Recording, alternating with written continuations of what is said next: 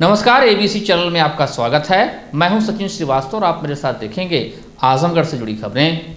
आइए नजर डाल लेते हैं आज की खास खबरों पर। खबर के प्रायोजक हैं पिंड बलूची एक्सप्रेस रेस्टोरेंट नियर नगरपालिका चौराहा, सिविल लाइन, बंधा रोड, आजमगढ़। दिल्ली और पंजाब का जायका अब आपके शहर में। गोमती ग्रामीण निधि बैंक, निवेश और सिक्योर्ड लोन के लिए संपर्क करें। Paradise international school, Hirapatti, Azamgarh. Admission open. Play group to class 10th CBSE pattern.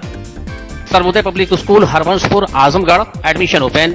और hotel park green, Sidhari, Azamgarh. Azamgarh में लाख कोशिशों के बाद भी धर्मांतरण का कार्य नहीं रुक रहा है। धड़ल्ले से लोगों का धर्म परिवर्तन कराया जा रहा है। ऐसे एक मामले में आजमगढ़ में रौनापार थाना क्षेत्र के शाहडी गांव में पुलिस ने छापेमारी की और धर्मांतरण के खेल को उजागर किया। मामले में 7 लोगों के खिलाफ मुकदमा दर्ज किया गया और उन्हें हिरासत में लिया गया, जिससे 4 महिलाएं शामिल हैं। यहाँ भारी सभा में धर्म परिवर्तन का खेल चल रहा था। पैसों का प्रलोभन व भूत प्रेत का बाधा बताकर धर्म परिवर्तन कराया जा रहा था। मुखबिर की सूचना पर मौके पर पहुंचे सीओ सहित थाने की फोर्स ने छापेमारी कर रेड की। मौके से धार्मिक पुस्तकें व पानी की बोतल के साथ अन्य कई उपकरण बरामद किए गए। फिलहाल पुलिस 7 लोगों को हिरासत में लेकर उनसे पूछताछ लगातार की जा रही है। वहीं मामले में स्थानीय निवासी मंती देवी पत्नी उमाकांत निषाद ने आरोप लगाया कि गांव के मंदिर में उनके साथ अन्य लोग पूजा पाठ कर रहे थे। तभी मौके पर राजकुमारी देवी पत्नी कपिल देव, बिंदु पत्नी धर्मदेव, अनीता देवी पत्नी बालमुकुंद, सरोज पत्नी ब्रह्मा देव, वीरेंद्र पुत्र केशभान, देवेंद्र पुत्र केशभान पुत्र नानू मंदिर के पास पहुंच गए और मंदिर की पूजा पाठ को ढकोसला बताने लगे। वहीं ईसाई धर्म स्वीकार करने का दबाव बनाने लगे। कहा कि 5000 रुपए मिलेगा। इसके अलावा जब उनका विरोध किया गया तो वो गाली गलौज संग मारपीट पर आमादा हो गए। मंती देवी की तहरीर पर उपरोक्त 7 लोगों के खिलाफ मुकदमा दर्ज किया गया। थाना रौनापार का मामला था? मामला ये है, आवत रहनी है राजकुमारी देवी हमरे यहाँ की, चला ईसाई बन जा, हम तुके पैसा दिया, कम जोड़े आदमी हो हम भाई। हाँ तक कह गई वहाँ। फिर बाद में हम अपने आदमी से पूछे, हमारा आदमी कहना कि गांव से कहना, गांव वाला कहना कि चला पंचायत है, पंचायती में गए लोग तो हमरे संग मिली लोग धमाल मचा देले हैं। तुम्हार का नाम है? शांति। हाँ, घर थाना घर का बल की आली है राजकुमारी, चल जल्दी आई में चला बिंदु ना तारी आवत रहनी गनी हमरे कांग्रेस संग 5000 जया धर्म में मेरे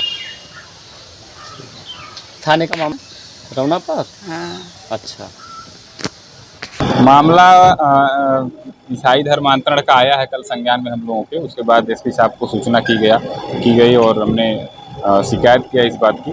वहाँ पर हमारे भाजपा के नेता हैं आशीष गुप्ता जी, उनके द्वारा हमको शिकायत प्राप्त हुई और इस पर कार्रवाई कराई गई। मुकदमा दर्ज हुआ। 7 लोगों पर अभी मुकदमा दर्ज हुआ। गिरफ्तारी तो नहीं हुई है, लेकिन उम्मीद है कि पुलिस कड़ी कार्रवाई करेगी। और जो भी लोग हैं वहाँ पर तो एक तो चोरी ऊपर से सीना चोरी ऐसा मामला हो रहा था। एक वहाँ महिला कोई राजकुमारी देवी है, पत्नी कपिल देव, वह लोगों को मुकदमे में फंसाने की धमकी दे रही थी। अगर आप लोगों ने मुकदमा किया, आप या तो ईसाई बनो और नहीं बनोगे और आप शिकायत करोगे तो हम आपके ऊपर छेड़खानी का मुकदमा लगवा देंगे। इस बात को लेकर वहाँ काफ़ी झड़प हुई। यह लोग मंदिर में घुस गए, मूर्ति तोड़ने का प्रयास किए। तो इन चीज़ों से पूरा गांव परेशान था। और वहाँ पर कल सीओ साहब भी गए, सीओ सगड़ी, उन्होंने जांच की, गांव वालों ने बयान दिया और उसके बाद मुकदमा दर्ज किया गया है। और जो भी लोग हैं दोषी हैं, जो एक तो चोरी कर रहे हैं, सीना चोरी कर रहे हैं, ईसाई धर्मांतरण में लिप्त हैं, ऐसे लोगों पर कठोर कार्रवाई कराई जाएगी। और आजमगढ़ जो कि धर्मांतरण का गढ़ बनता जा रहा है, नित्य प्रतिदिन ऐसे मामले आ रहे हैं, तो इसके लिए समाज को भी जागरूक होना पड़ेगा। जैसे वह गांव देखिए जागरूक हुआ है, सारे गांव के लोग एकजुट होकर के उन 3 परिवारों का, 3 वहां पर परिवार ऐसे हैं जो ईसाई बन चुके हैं। 2 निषाद परिवारों का उन्होंने धर्मांतरण कराया, लेकिन गांव वालों ने मिलजुल करके फिर सबको सही कराया, फिर पुनः उनको हिंदू बनाया गया है। कहीं कहीं जिस तरह से धर्मांतरण हो रहा है आजमगढ़ में, कहीं कहीं प्रशासनिक अगर लिया जाए तो फेलोनेस तो है नहीं, कोई फेल्योर नहीं है। प्रशासन पकड़ रहा है और जगहों पकड़ा नहीं जा रहा है, कोई था नहीं पा रहा है। हम लोगों की टीम इतनी सक्रिय है यहाँ पर, हमारे संगठन का, हमारे संघ विचार संगठनों का काम सघन है, इसलिए हम लोग पकड़ लेते हैं और इनके ऊपर कार्रवाई कराते हैं। और पुलिस प्रशासन भी पूरा सहयोग करती है, जहाँ भी शिकायत मिलती कड़ी कार्रवाई उनके ऊपर कराया जाता है, बाकी जगहों पर नहीं हो पाता है। तो प्रशासन और शासन दोनों धर्मांतरण के विषय में सख्त रवैया अपनाते हैं और कार्रवाई होती है। और इसलिए अभी देखिए हम लोगों ने लालगंज का पकड़ा, अभी 18 लोग उसमें गिरफ्तार हुए। वो अभी एक बड़ा प्रकरण था, एक बोरी उसमें हिजाब पकड़ा गया था, ब्लेड रखा गया था खतना कराने के लिए। और अब पुनः ये मामला आ गया ईसाई धर्मांतरण का। तो ऐसी चीज़ें आजमगढ़ में चल रही हैं और लेकिन इनको चलने नहीं दिया जाएगा। हम लोग भी प्रयासरत हैं, जितना भी हम लोग हो सकता है इसको रोकेंगे। किस तरीके से आयोजन किया गया था वहाँ पर धर्मांतरण तो मतलब घर में जाकर के कराया गया। मंदिर पर जब सत्संग हो रहा था, उस सत्संग में आकर के इन लोगों ने बाधा डाला कि मूर्ति पूजा बंद कर दो, तुम लोग मूर्ति तोड़ देंगे, तुम्हारी मूर्ति तोड़ने का प्रयास भी किया गया। और उसके बाद जब गांव वालों ने रोका, मारपीट की गई इनके साथ और वहाँ पर 5,000 रुपये का ऑफर भी दिया गया कि हम 5,000 रुपये देंगे, चलो मामला सलटा लेते हैं, तुम लोग ईसाई बन जाओ। यह आरोप वहाँ पर लगा है। तो ऐसी घटनाएं निंदनीय। जिले के गंभीरपुर थाना क्षेत्र के बाबा की कुटी के समीप मंगलवार की सुबह सड़क हादसे में हाथी व महावतों के घायल होने के मामले में पुलिस ने पशु क्रूरता अधिनियम के तहत मुकदमा दर्ज कर वाहन की पहचान करने में जुटी है। बताते चलें कि देवगांव कोतवाली क्षेत्र के रामपुर कठरावा गांव निवासी सरदार और नासिर के पास अपना हाथी है। गंभीरपुर बाजार में आयोजित होने वाले किसी वैवाहिक समारोह में हाथी की बुकिंग थी। दोनों महावत सरदार व नासिर मंगलवार की सुबह हाथी पर सवार होकर ठेकमा से गंभीरपुर बाजार जा रहे थे।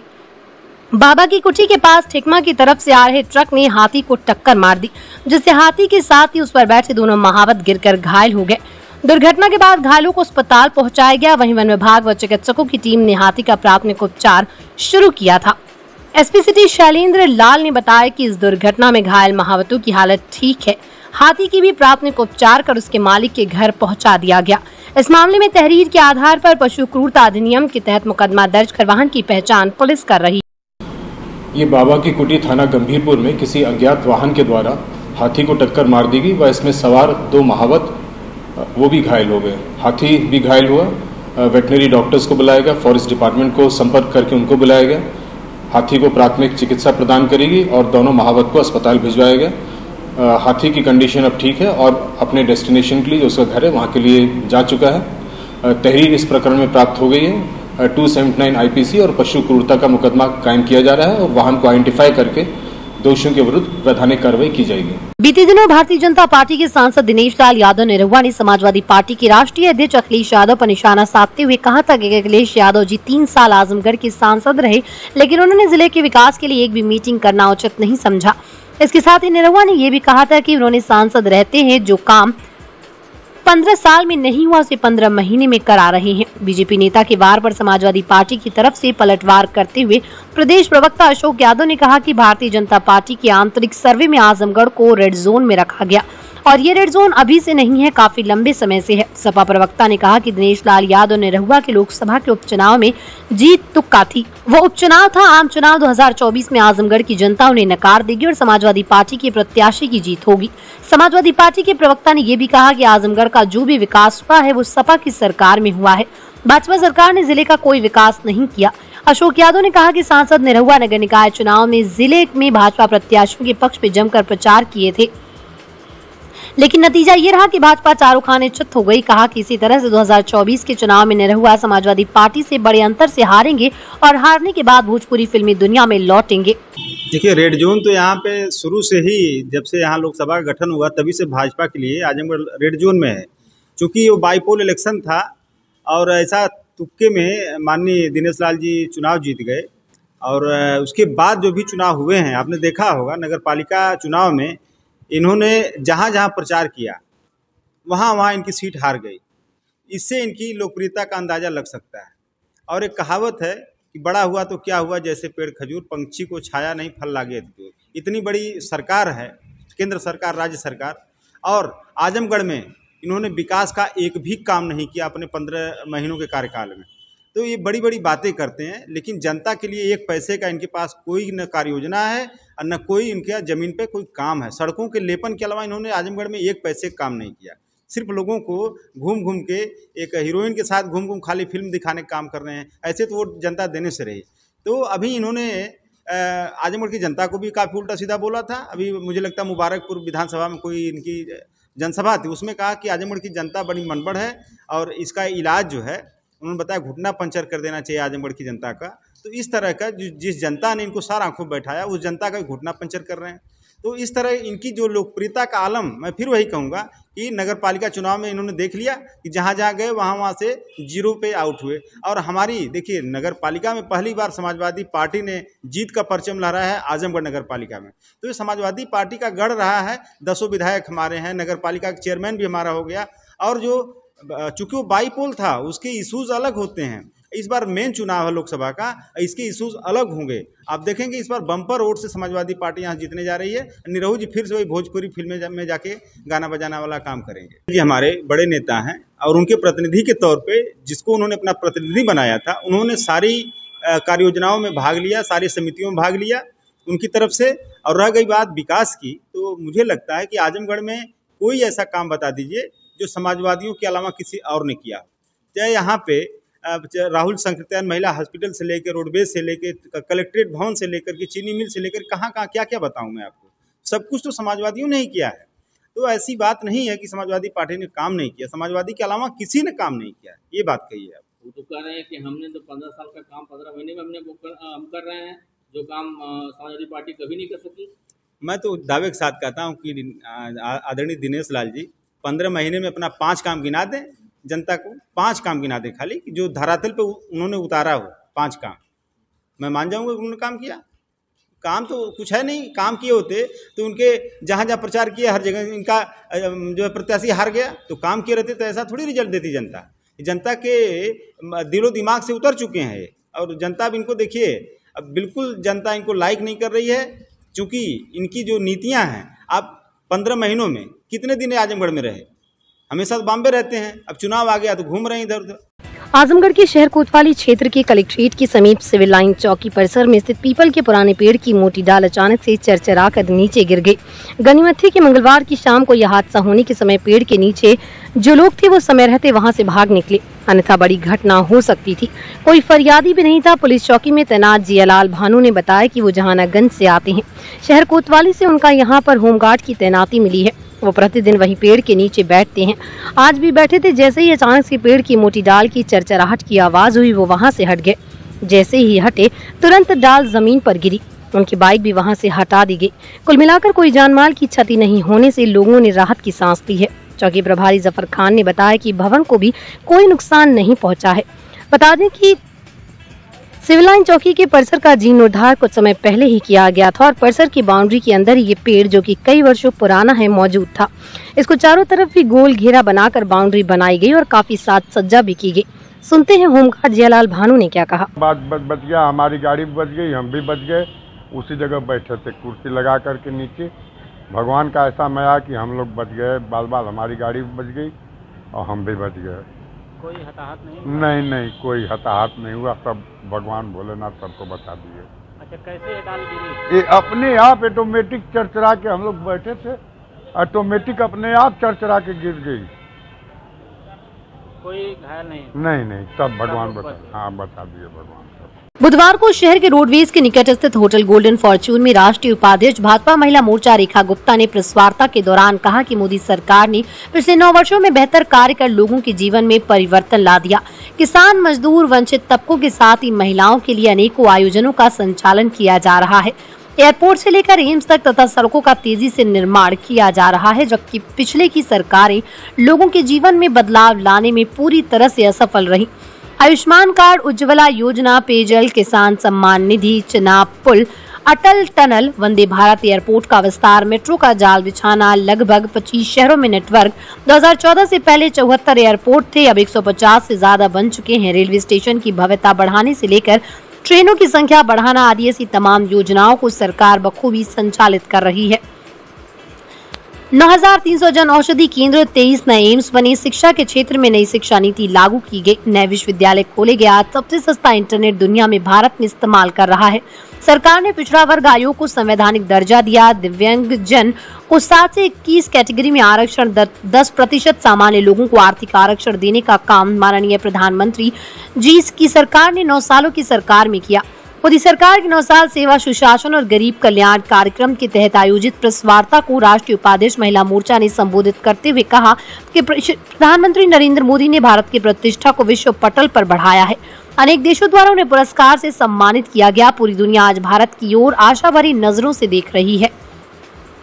केंद्र में जब से प्रधानमंत्री मोदी के नेतृत्व में सरकार बनी है, विपक्ष हमेशा ही देश और सरकार के प्रति नकारात्मक सोच रखता है, जबकि भाजपा सकारात्मक सोच के साथ विगत 9 वर्षों से प्रधानमंत्री मोदी के नेतृत्व में देश के विकास में लगी है। आज पूरा विश्व भारत के आर्थिक विकास का अनुभव कर रहा है। सांस्कृतिक धरोहर काशी विश्वनाथ कॉरिडोर, केदारनाथ, बद्रीनाथ, अमरनाथ व महाकाल लोक कुछ संवारा गया। आज हम भारतीय अपने को स्वावलंबी महसूस कर रहे हैं। प्रेस वार्ता में भाजपा जिलाध्यक्ष ऋषिकांत राय, लोकसभा संयोजक विनोद राय, लोकसभा प्रभारी घनश्याम पटेल, जिला महामंत्री भाजपा सूरज प्रकाश श्रीवास्तव, जिला मीडिया प्रभारी पंकज राय, मयंक श्रीवास्तव, ब्लॉक प्रमुख पलहना अनुराग सिंह, सोनू, मनोज यादव, रमाकांत मिश्रा उपस्थित रहे। ये जो कार्यक्रम है ये हमारा मोदी सरकार के 9 साल पूरे होने पर देश भर में एक महा जनसंपर्क अभियान के रूप में हम इसे ले रहे हैं और आज उसी के निमित्त आप सभी हमारे मीडिया के साथियों के साथ में हमारी वार्ता का कार्यक्रम था। और हम सभी जानते हैं कि 2014 से लेकर 2023 तक जिस प्रकार से मोदी सरकार ने काम किया, भूतो न भविष्यति, शायद पहले ऐसा कोई हुआ भी नहीं और भविष्य में कितना कोई होगा पता नहीं, पर एक एक काम जो उन्होंने अपने इस 9 साल के काम में किए, हम सब निश्चित रूप में ये मानेंगे कि सरकार ने अपना पूरा का पूरा दम लगा करके गरीब कल्याण के काम, सुशासन के साथ सेवा भाव से इस पूरे के पूरे कामों को किया है। एक भी विषय आप उठा करके देख लीजिए, क्या चाहे हम 11 करोड़ शौचालयों की बात करें, 3.5 करोड़ मकानों की बात करें, 12 करोड़ नल से जल लोगों को जो मिला उसकी बात करें, आज हम आयुष्मान की बात करते हैं जो कभी किसी सरकार की प्लानिंग में नहीं रहा। ऐसा जीवन बीमा का जो ये प्रोजेक्ट निकला कि 5 लाख तक का बीमा लोगों का मुफ्त किया गया, 23 करोड़ लोग इसमें रजिस्टर हुए, 4.5 करोड़ लोगों ने आज तक अपना ये बीमा लिया। किसी भी पूरे वर्ल्ड की कंट्री में इस तरह के बीमे की योजना नहीं है, इतनी बड़ी जनसंख्या वाले देश के अंदर। और उसी तरीके से जिस तरीके से इंफ्रास्ट्रक्चर बढ़ाया गया, लगातार आप देख रहे हैं किस तरीके से सड़कों का जाल पूरे देश में बिछा हुआ है, सुरंग है, फ्लाईओवर है, पुल हैं, आप एक के बाद एक नए नए प्रोजेक्ट करोड़ों की लागत से, पहले भी टेक्नोलॉजी होती थी, पहले भी इंजीनियर होते थे, परंतु ऐसा काम कभी नहीं हुआ जो वर्तमान में हो रहा है। और यूपी तो इस बात का साक्षी है। अभी मैं आई हूँ पूर्वांचल एक्सप्रेसवे से और आप सब लोग देख रहे हैं कि कैसे प्रगति लगातार चल रही है। चिनाब का पुल आप देखिए, पूरे वर्ल्ड में सबसे ऊंचा, मतलब यहाँ तक कि एफिल टावर से भी 100 फीट ऊंचा। ऐसे ऐसे क्रिएशन यहाँ है, अटल टनल जैसे काम यहाँ पर हुए हैं। और हर दिशा में, चाहे ट्रेन हो चाहे प्लेन हो, हर एक सेगमेंट में काम किया गया है। वंदे भारत पहले 0 होती थी 2014 से पहले, परंतु अब 21 वंदे भारत ट्रेन जो है हमारे देश में चल रही है। मेट्रो का पूरा जाल पूरे देश में बिछा है। 2014 से पहले 5 शहरों में होती थी और 2014 के बाद आज लगभग 25 शहरों में मेट्रो का पूरा एक नेटवर्क बन गया है, जिससे गरीब आदमी, मध्यम वर्गीय आदमी भी उसको अपना परिवहन का बड़ा अच्छा साधन बनाता है। एयरपोर्ट 2014 से पहले मात्र 74 एयरपोर्ट पूरे देश में थे और 14 से 23 के बीच में और लगभग 75-76 एयरपोर्ट बन गए हैं। लगातार एयरपोर्ट की संख्या बढ़ रही है।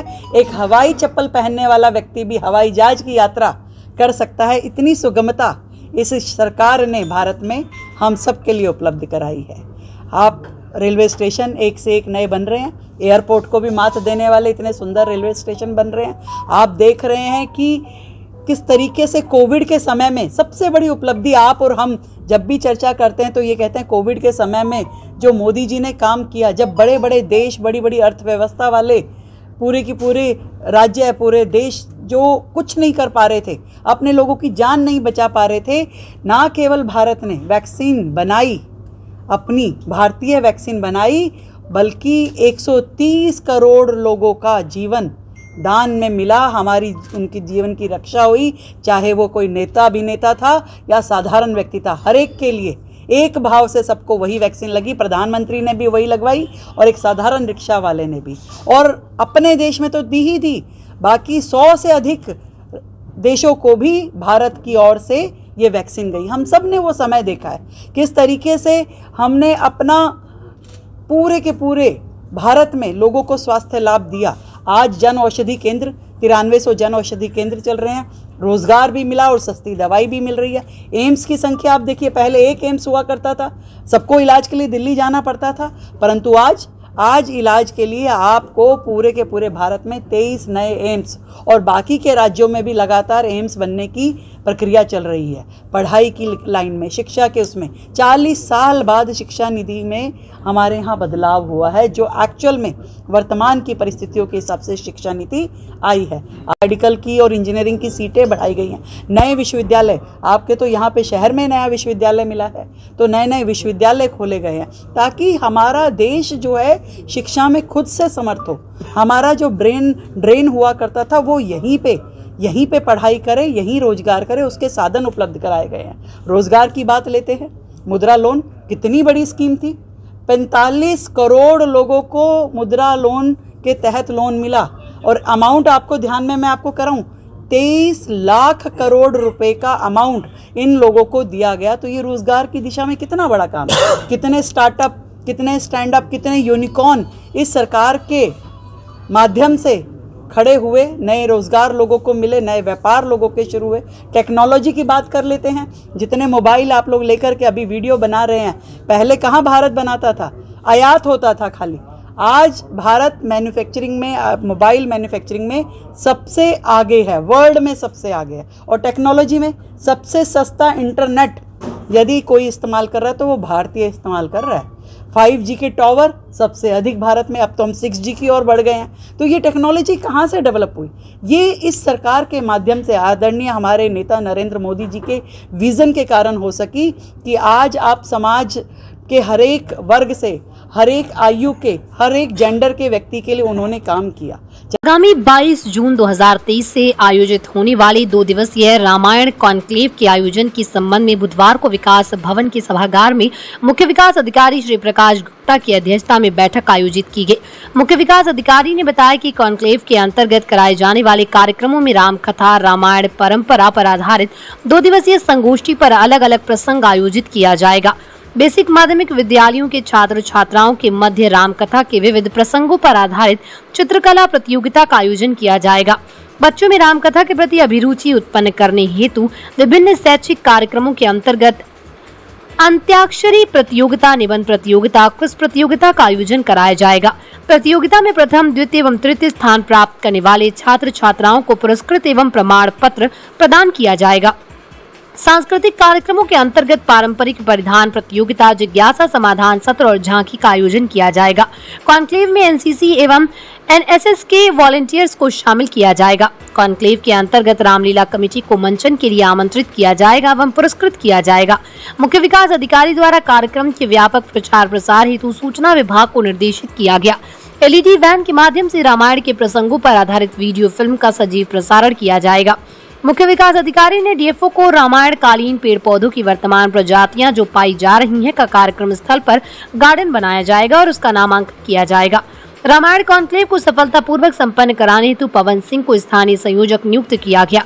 इस अवसर पर निदेशक अयोध्या शोध संस्थान संस्कृति विभाग श्री लवकुश द्विवेदी पर अपर जिला अधिकारी वित्त एवं राजस्व आजाद भगत सिंह, पर्यटन सूचना अधिकारी मनीष श्रीवास्तव, स्थानीय संयोजक पवन सिंह, डीएफओ जीडी मिश्र सहित संबंधित अधिकारी उपस्थित रहे। देश का नामचीन रेस्टोरेंट पिंड बलूची एक्सप्रेस अब आपके शहर में नियर नगर पालिका चौराहा, सिविल लाइन, बंधा road, Azamgarh.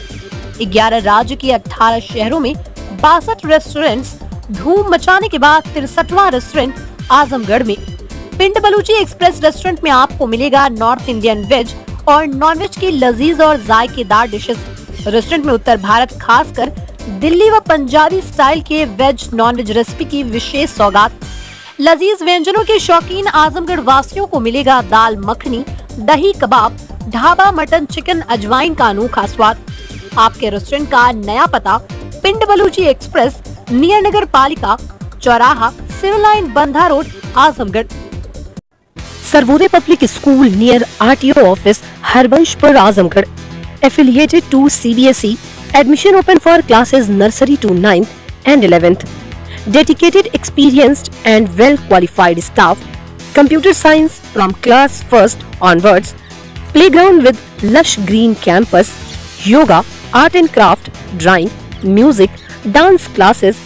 Separate composite laboratories. Separate classes for girls. Well stocked library. Hostel facility available. Free health checkup in Sarvodaya Hospital. Paradise International School, Hirapatti, Azamgarh. Admission open. Play group to class 10. CBSE pattern English medium school, in-house developed digital learning platform. True digital smart school, well-qualified teaching staff, well-designed composite science lab, fully equipped computer lab, fully furnished library, edge per CBSE standards, outdoor and indoor play facility for overall development.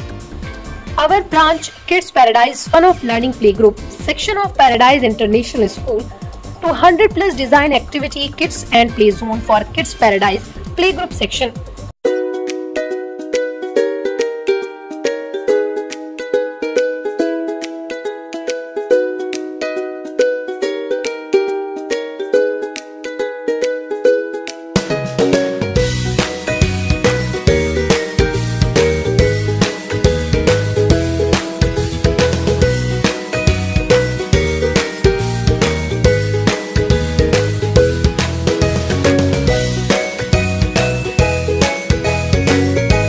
Hotel park green hydel चौराहा सिधारी आजमगढ़ स्वच्छ और आरामदायक AC and non AC rooms 24 hour room service north Indian south Indian Chinese Italian veg and non veg लजीज और जायकेदार व्यंजन उचित rate पर उपलब्ध शादी विवाह engagement marriage anniversary birthday party के लिए लार्ज बैंक्वेट हॉल मीटिंग और सेमिनार के लिए कॉन्फ्रेंस हॉल आपकी खुशियों में लगाए चार चांद होटल पार्क ग्रीन हाइडल चौराहा सिधारी आजमगढ़।